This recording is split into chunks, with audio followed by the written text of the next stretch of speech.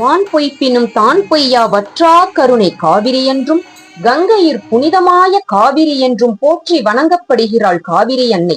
திருவரங்கனை மாலையாக தழுவும் பெருமை உடையவள் காவிரி. அகத்தியரால் கொண்டு வரப்பட்டு காக வடிவிலான விநாயக பெருமானால் விடுவிக்கப்பட்டு தென்னகம் செழிக்க ஓடி வருபவள் காவிரி.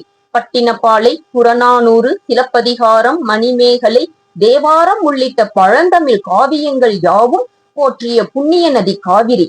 தலை காவிரியில் அவதரித்து தமிழகத்தில் ஒகேனக்கல் அருவியாக ஆர்ப்பரிக்கும் காவிரி அன்னை சோழ தேசத்தை வளமையாக்கி காவிரி பூம்பட்டினத்தில் கடலில் கலக்கிறாள். இப்படிப்பட்ட பெருமைகள் உடைய காவிரி அன்னையின் தீர்த்தத்தினை எடுத்துக்கொண்டு இவர்கள் எங்கு செல்கிறார்கள்? வணக்கம் நண்பர்களே, நீண்ட இடைவெளிக்கு பிறகு உங்களுடன் இணைவது ஐயனரியார் செல்வகுமார். ஐயர்மலை தல வரலாறு பற்றிய தகவல்களை ஏற்கனவே 2 பகுதிகளில் நம்ம பார்த்துட்டோம். இது 3வது பகுதியாக முக்கியமான நிகழ்வுகளை தான் இந்த காணொலியில நம்ம காண இருக்கிறோம். சுவாமி தன்னையே வருத்தி கொண்டு மேற்கு நோக்கி அமர்ந்திருக்கிறார். அது ஏன் என்ற கேள்வியோடு 2வது காணொலியை நிறைவு செஞ்சிருந்தோம். ஆனா இந்த காணொலியின் ஆரம்பத்துல காவேரியின் பெருமைகளை சொல்லி ஆரம்பிச்சிருக்கோம்.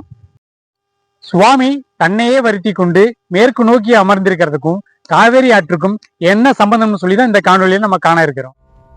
அக்காலத்தில் ஆரியராஜா என்ற மன்னன் வடதிசையில் ஆட்சி செய்தார். அவரின் வைர கிரீடத்தை நம் ரத்தினகிரி பெருமான் எடுத்து வந்ததாக வரலாறு. கிரீடம் காணாமல் போய்விட்டது. ராஜாவால் எங்கேயும் யாரிடமும் சொல்ல முடியவில்லை. மந்திரிகளிடம் சொல்லி தேட சொல்லலாம் என்றால் அதற்கும் தயக்கம். ஏனென்றால் ராஜா அவரின் உடைமையையே காக்க முடியவில்லை என்றால் மக்களையும் நாட்டையும் எவ்வாறு காப்பார் என்று பேசுவார்கள். இவ்வாறெல்லாம் எண்ணி தவித்துக் கொண்டு தனியாக தேடிக்கொண்டிருக்கிறார். தாயனைய பெருங்கருணை கடலே, சிந்தாமணியே, தருவே இந்த நாயனையேன்றனையும் ஒரு பொருட்படுத்தி அரசாள்கை நன்கு தந்தாய்.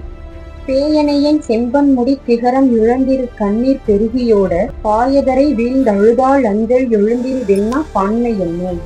இவ்வாறு சிவபெருமானிடம் முறையிட்டு வேண்டிக் கொண்டு உறங்கச் செல்கிறார். சிவபெருமான் மன்னரின் கனவில் வந்து, கிரீடம் என்னிடம்தான் இருக்கிறது, ரத்தினகிரி மலைக்கு வந்து வாங்கிக்கொள் என்கிறார். 100 பேர் கொண்ட சேனையுடன் ராஜா ரத்தினகிரி மலைக்கு வருகிறார். மலைமேல் ஏறி இங்கு வந்து பார்த்தால் ஒரு பிராமண குழந்தையின் தலையில் கிரீடம் இருக்கிறது. அந்த குழந்தையிடம் கிரீடத்தை கொடுக்குமாறு ராஜா கேட்கிறார். ஆனால் குழந்தையோ ஒரு நிபந்தனை விதிக்கிறது. என்ன நிபந்தனை என்று ராஜா கேட்க, அந்த சிறுவனோ ஒரு கொப்பரையை காண்பித்து காவிரியில் இருந்து நீர் எடுத்து வந்து இதனை நிரப்ப வேண்டும் என்கிறது. இவ்வளவுதானே, இது என்ன ஒரு 30 குடம் பிடிக்குமா என்று நினைத்து கொண்டு மன்னர் தன் பரிவாரங்களுடன் காவிரியில் இருந்து நீர் எடுத்துக்கொண்டு வருகிறார். மேலே வந்து அந்த கொப்பரையில் நீரினை நிரப்புகிறார்கள். கொப்பரை நிரம்பவில்லை. 100 பேருமே நாள் முழுக்க காவிரியில் இருந்து நீரினை கொண்டு வந்து நிரப்புகிறார்கள். ஆனால் கொப்பரை நிரம்பவே இல்லை. இப்படியாக வாரக்கணக்காகியது, மாதக்கணக்காகியது. தினமும் நீர் எடுத்து வந்து நிரப்புகிறார்கள். ஆனால் கொப்பரை என்னவோ நிரம்பவே இல்லை. ராஜா கொண்டு வந்த பொன் பொருள் அனைத்தும் தீர்ந்துவிட்டது. அடுத்த வேளை உணவுக்கு கூட வழியில்லை என்கிற சூழ்நிலை. அனைவரும் சோர்ந்து விட்டனர். ராஜா அந்த குழந்தையிடம், நான் தோற்றுவிட்டேன், என்னால் நிபந்தனையை நிறைவேற்ற முடியவில்லை, என் கிரீடத்தை கொடு, நான் என் நாட்டிற்கே செல்கிறேன் என்கிறார். அதற்கு பிராமண குழந்தையோ, நீ நீரினை நிரப்பு, நான் தருகிறேன் என்று மறுத்துவிட்டது.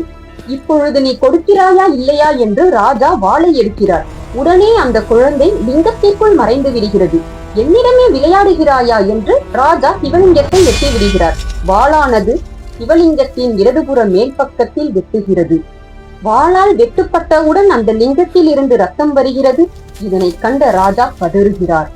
ராஜாவும் அவருடன் வந்த சேனையினரும் சேர்ந்து மலையில் உள்ள மூலிகைகளை கொண்டு வந்து மருந்திட்டு ரத்தத்தை நிறுத்த முயற்சி செய்கிறார்கள். ஆனால் ரத்தம் நிற்கவே இல்லை.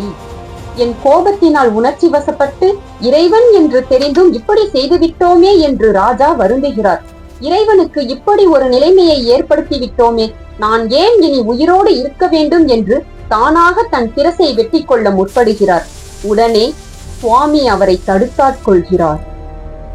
இது என் திருவிளையாடலே. உன் வருங்கால சந்ததிகள் இங்கேயே இருந்து காவிரியில் இருந்து தினமும் நீர் கொண்டு வந்து எனக்கு அபிஷேகம் நடத்த வேண்டும் என்று கூறி மன்னனுக்கு முக்தியளிக்கிறார். இறைவன் வாக்கிற்கிணங்க இன்று வரை ஆரியராஜா பரம்பரையினர் காவிரியில் இருந்து தீர்த்தம் எடுத்து வந்து கொண்டுதான் இருக்கிறார்கள்.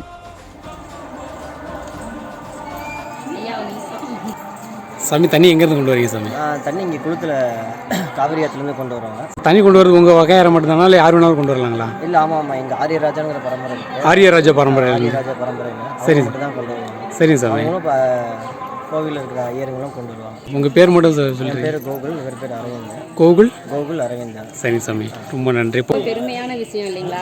யார் கொண்டு வந்தாலுமே அதை ஆமாம், இந்த காவிரி தீர்த்தம் மட்டும்தான் நம்ம சாமிக்கு அபிஷேகம் பண்ணுவோம். வேறு எந்த தீர்த்தத்திலும் பண்ண மாட்டாங்க. காவிரி தீர்த்தத்துக்காக தான் தன் சிரசையை பலி கொடுத்தது. ஆமாம், அதனால இது உங்களுக்கு ரொம்ப இது சிறப்பு வாய்ந்த ஸ்தலம். சரி, நன்றி சாமி. மற்ற கோவில்களில் சிவாச்சாரியார்கள் கொண்டு வருகின்ற தீர்த்தத்தில் தான் அபிஷேகம் நடக்கும். நம் ஐயர்மலையில் மட்டும்தான் ஆரியராஜா பரம்பரையினரும் தீர்த்தம் கொண்டு வருகிறார்கள். காவிரியில் தண்ணீர் வரவில்லை என்றால் ஊற்று பறித்தாவது தீர்த்தம் கண்டிப்பாக கொண்டு வர வேண்டும். இந்த வரலாற்று நிகழ்வின் காரணமாக ராஜனுக்கு அருள் செய்த இறைவன் ஆதலால் ராஜலிங்க மூர்த்தி என்றும், சிரசில் தழும்பினை ஏற்றுக்கொண்டதனால் முடி தழும்பர் என்றும் ரத்னகிரீசர் அழைக்கப்படுகிறார். மேலும் வாளினால் தனது சிரத்தை போக்கிக் கொண்டதனால் வாட்போக்கி நாதர் என்றும் அழைக்கப்படுகிறார்.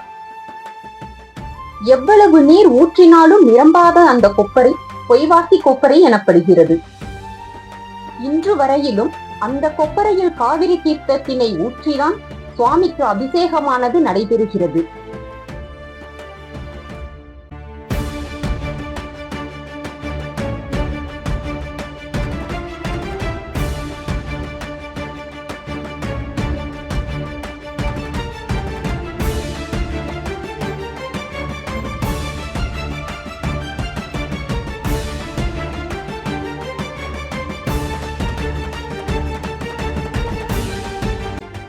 மலையின் மேலே ஆரிய ராஜாவிற்கென்று தனி சன்னதியும் உள்ளது. சூரியன் அனலாக சுட்டாலும், அடாது மழை விடாது பெய்தாலும், எந்த ஒரு பருவ சூழல் காரணமாகவும் இந்த இறைப்பணியானது தடைபடாமல் தொடர்ந்து இன்றளவும் நடந்து கொண்டேதான் இருக்கின்றது. வாழ்க இறைவன் புகழ்.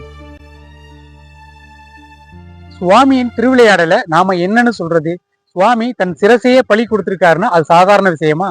உலகிற்கு எதை உணர்த்துவதற்காக வாளால் தன் சிரசையே போக்கிக் கொண்டு தன்னையே வருத்தி கொண்டிருக்கிறார்? அது காவிரி தீர்த்தத்திற்காக மட்டும்தான்.